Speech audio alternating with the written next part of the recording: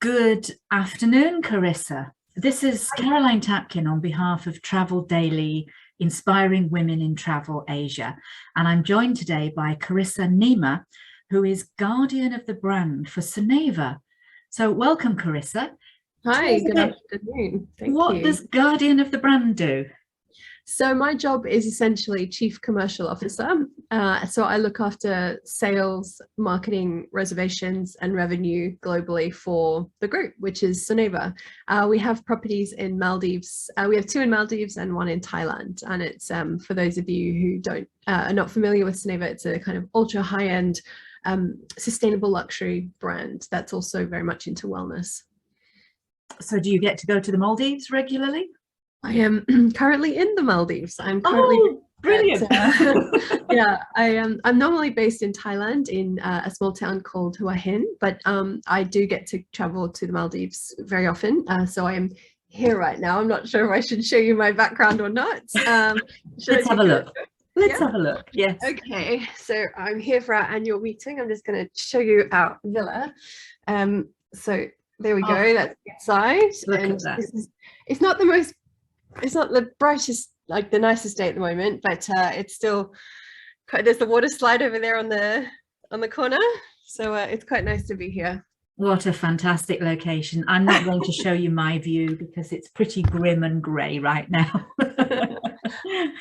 So how did you get to join Soneva? Because looking at your background, I see you spent 10 years in Dubai with a US multinational defense logistics company. So that's quite a transition. How did that come about? Yeah, it's so I moved to Thailand for this job. I've never worked in hospitality before, and I got the opportunity to move to Soneva through my old boss in Dubai, who was also working at Soneva at the time. And she said to me, look, there's an opening for a comms director, which is the role I joined the company in this beautiful luxury brand based in Thailand, Maldives. Would you be interested? And I said, well, I've never worked in hospitality before, but I love the purpose of the company. It's very it's all about sustainability and community and people. And I thought it actually sounds amazing, and these beautiful destinations. So she said, come out for an interview and let's see how it goes. So I went out to the Maldives for this interview, and we have this process called a 360 where you meet. As part of your 360, you do interviews with people kind of at the same level, higher level, lower level. So as part of that, I met with like 30 people, and then 30 people had to kind of give feedback.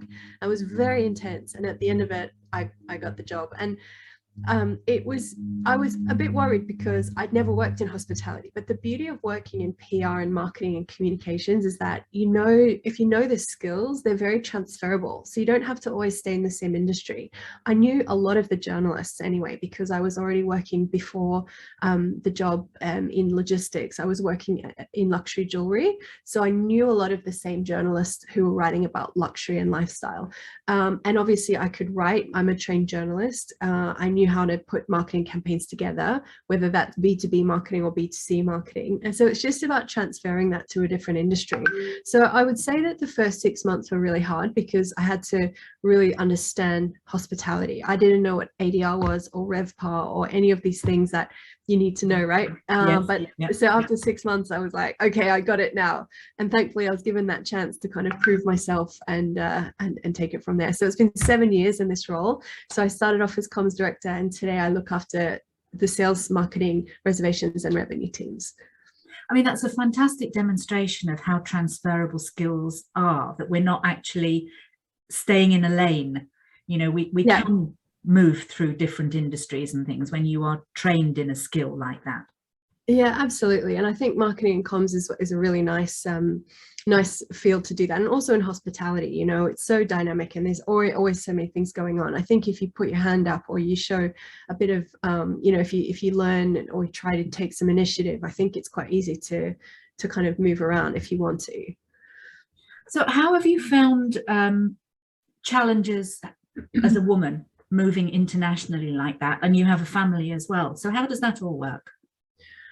Well, I would say the hardest thing for me has been work-life balance, because I have a small daughter, so she's just turned 6, and I'm also married, so I have a husband.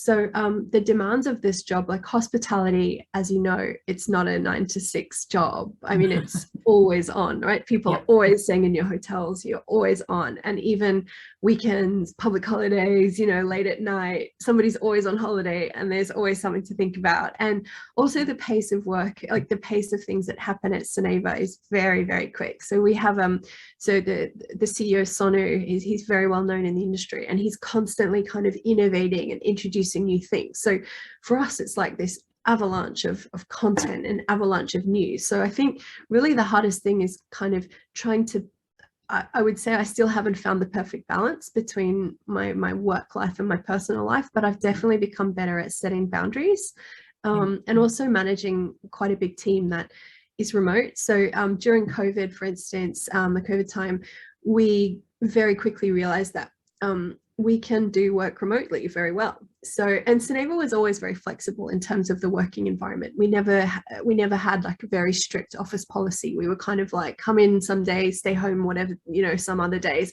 But now we give all our team, and well, my team anyway, the choice. So if you prefer to work from home or somewhere else, that's fine with us. And you just, it's really all about your results and your output. So we've kind of had those conversations, and that's been great because people can work wherever they want. We've reduced the amount of, you know, some people were traveling a really long time to get into the office. And what's the point of having people spend precious time on the road when they could be doing something else to make themselves, you know, happier, healthier, or more productive at work?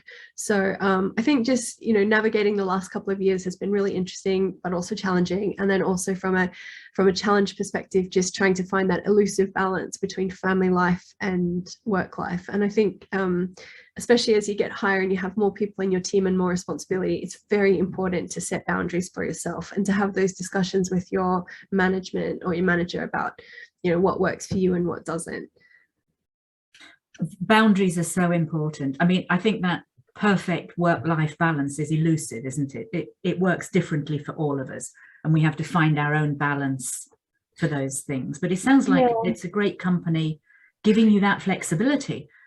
Definitely. And also from a kind of female leadership perspective. So having women in the workforce is very, very important to Soneva. So we actually have targets. So Soneva Kiri, which is our property in Thailand, we're already at 50% women. Soneva Jani, which is where I'm at now, which is in the Maldives, we're currently at 31% women in the workforce. That doesn't sound high, but compared to Maldives standards, it is high because there's not actually too many women in the workforce in the Maldives, but we are trying to get that higher to 40%. But we, as far as I know, this is the highest. We're at the highest number in any resort in the Maldives now at 31%. For our second resort in the Maldives, Soneva Fushi, I think it's at 25% now. So that's still a little way off our target, but it's again one of the highest in the Maldives. We also have targets when it comes to women in leadership, not just women in the workforce. So we have different kind of programs and training plans to make sure that the women in the company do have the right resources to help them actually progress up through the ranks. So you have specific programs for the women in the organization? Correct. Okay, yeah. That's interesting. That must be quite unique as well. Well, it is. I mean, all the studies show that if you have women in leadership positions, your business performs, you know, up to 30% better. So it's very important for us as a senior leadership team to make sure that there is an equal gender balance and enough representation. No, that's interesting. So, I mean, how have you managed to stand up and be noticed throughout your career? It's a good question. I think I would hope that it's about hard work and perseverance and results kind of speaking for themselves. But I've been very lucky that I've had a really good team with me the whole time. So I'm very proud that, you know, my team has quite a low turnover, and there's people who've been with me almost from the beginning who are still with me today. So I think it's just about showing loyalty and commitment, and also being honest. Like I think I've got a great relationship with people in the company because you know, myself and my colleagues are quite honest. So when we see areas to improve, we have those conversations, but in a way that's not seen as kind of political or aggressive or anything like that. But if you really do have the best interests of the company at heart, you really need to kind of say something, right? You kind of have to find a way to build your relationships with your team so that you can be brutally honest. There's an expression that we use here is like putting the fish on the table. So it's like, if something isn't right, you need to address it. Otherwise it's just going to fester, and you can't move on from it. Unfortunately, in so many organizations, that's seen as too much of a challenge, isn't it, to leadership? Yeah, but then that's part of the thing. I always tell my team whenever they come out to the Maldives or to the resort in Thailand, what I really want them to focus on, just as much as understanding the product, i.e. the resort, is to actually meet and spend time with the team, because we as a sales and marketing team can't do our job without really having great bonds with the people we work with. So it's like I was kind of saying, do what you need to do to spend time with the team on site, get their trust, get their friendship, because you're going to help each other. So it's like when you've got those connections, then you can actually build, then you can be honest, and then you can together like move forward and do better things. Yeah, you have to overcome that head office property divide. Yeah, definitely. And I think we're really lucky. I don't think that mindset exists here because, the hub team is quite often at the resorts. We also do a cross-training program where the resort teams can come into our head office in Bangkok. And thankfully, I really don't hear about this kind of mentality existing for us, which I think is a really good thing. And it comes down to the strength of the relationships with the team. So important. Yes. Yeah. So do you see yourself as a change maker or a trailblazer, or how would you categorize yourself? I would see myself as part of a very innovative team and a very innovative culture. So by team, I mean, so as a senior leadership team, we obviously have some pretty inspiring people on the team. So Sonu and Ava, they are definitely change makers. They are trailblazers, and they're kind of, somebody said to me that they're like the Steve Jobs of hospitality, which I think is just such a that's cool. Amazing. Yes. It's such a cool thing to be, Yeah. And so spending time with people like that, spending a lot of time. I mean, we spend hours together every day. And I kind of hope that some of that is rubbing off, and then my own team of people in the sales and marketing team, they're incredibly talented and smart. And I think together, because we have these bonds, these strong bonds, because we've worked together for so long, we push each other, and we're not afraid to be a little bit like, to push the boundaries. In my old job, when I used to work in this defense logistics company, I had a boss, and he was a 3-star general. And he used to say this funny expression, and he said something like, there's no traction without friction. And it basically means you can't get anywhere unless you kind of push the boundaries. And there's always going to be, if everyone just says yes all the time, you're not really going to achieve much, right? You have to have some constructive dialogue, and people have to disagree in order to get things moving. And that's the kind of approach I like to have with my teams, but in a very positive way. We actually work with, at Soneva, we work with someone who comes in a couple of times a year and kind of helps us with our team dynamics. And he taught us this approach, which is like the kind of care to dare, and it's this basically, you think of the relationships with people in your team like a rubber band. So you kind of stretch each other, but you have to be really careful not to let the rubber band snap, because at that point you're never going to get the relationship back again. But it's like, as a leader, your job is to be a secure base for your team, and then your job is to kind of anchor the team, and then you hire people who are as good as you can find to do the jobs. That they should be better than you. You can't be everything, so you should find people who are the best at their jobs, the smartest people you can find, and then you give them the flexibility and the autonomy to do what they want to do, and you're the secure base. You've got their back, and you push them to go as far as they can. And I think that approach for us, because we are a very we're an innovative brand, right? And so we try and push the boundaries, and if we fail, which we do, I would say quite a lot, that's okay, because we're trying, right? And next time we're going to get it right. But that's the approach I think works for us as a company culture. I know it doesn't necessarily work for every company, but for us, that's the approach. Well, that's a great approach, that you have their back and you're pushing them to achieve more. That's fantastic. So what advice would you give to the youngsters coming up, girls and boys, to get either into the industry or to get further ahead, or what would be the advice that you could give? So for firstly, specific to women, I would say don't be shy to go for an opportunity. If you've got an opportunity, grab it, try it, don't worry about it. You can do it, you know, because I've read the statistics that women are significantly less likely to go for a kind of job that they're overqualified for, because innately women are just more kind of reserved when it comes to putting up their hands and applying for opportunities. So I would tell the young women in the room, go for it. If you see something, try it, just go for it, you'll be fine, right? For men and women, youngsters, my advice to you would be, don't look at an opportunity in terms of money when you're young. Too many times I have interviews with people who kind of, it's all about the money. How much am I going to get paid for this? What are the benefits? I just feel like when you're in your 20s, and obviously it's very different for everyone. You need to have your, you know, the bottom of the pyramid. You need to have your food and your shelter, and yes, your food and your shelter covered, right? But when you're in your 20s, it shouldn't really be too much about the money. It's about getting experience. It's about learning. It's about getting you're right, you know, foot in the door of different things. And then when you get in your 30s, then you can start kind of, as we say in revenue, that's when you yield. That's when you can kind of, you know, your market value, that's when you make the big money. But if you're looking at opportunities through the lens of money too young, I just feel like you're probably going to make the wrong decision. It's just about experience when you're younger. Yeah, we forget that, don't we? We want to see the dollars straight away. Yeah, not always a good option, is it? So finally, you talk about ethical business. What does an ethical business mean to you?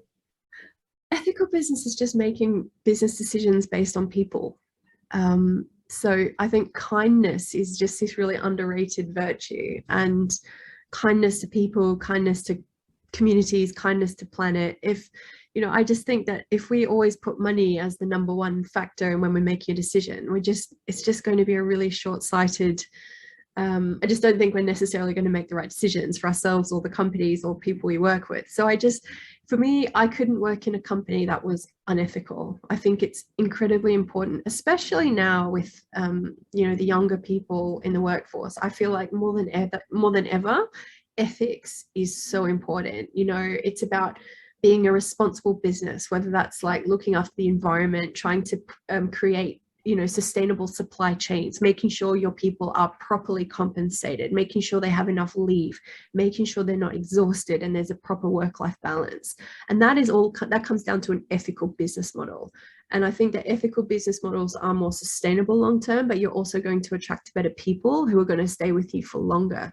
So I think it's not even a choice anymore. I think for any self-respecting business, any business needs to really think about whether they're behaving in an ethical way, you know, making sure that they don't serve unethical food on their menu, anything that's been kind of cruel or whatever, and unethical products, you know, fur or anything like that. Where do you think the push for change is coming? Is it coming from the bottom, from the youngsters up, or is it coming from the top down?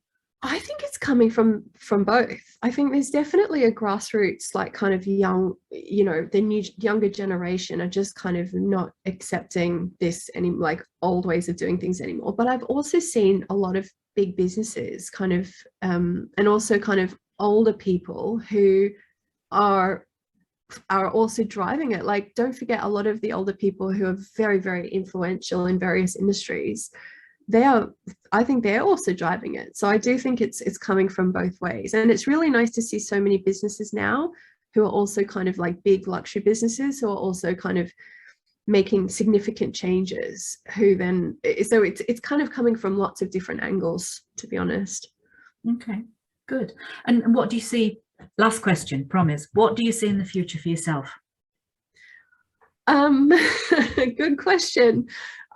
I would love to stay at Soneva for as long as, you know, for the next few years. There's a huge amount of things happening here in the pipeline, so that's very exciting. I'm also in the middle of a new degree, which I'm not sure what the future holds, but we'll see about that. And at some point, we're very happy living in Hua Hin, Thailand. We've got a lovely community of friends there, but you know, at some point I'd really like to live in Australia as well, go back to my roots, because I left there when I was I was like 23, which I said to my parents, I'm going on this 18-month backpacking trip, and I've like never been back. So I need to, I mean, I've gone back for a holiday, of course, but I've never lived there again. So I do need to make that happen at some point. So I'm actually very flexible. I am open to opportunities, and looking forward to, yeah, just, seeing what the future holds.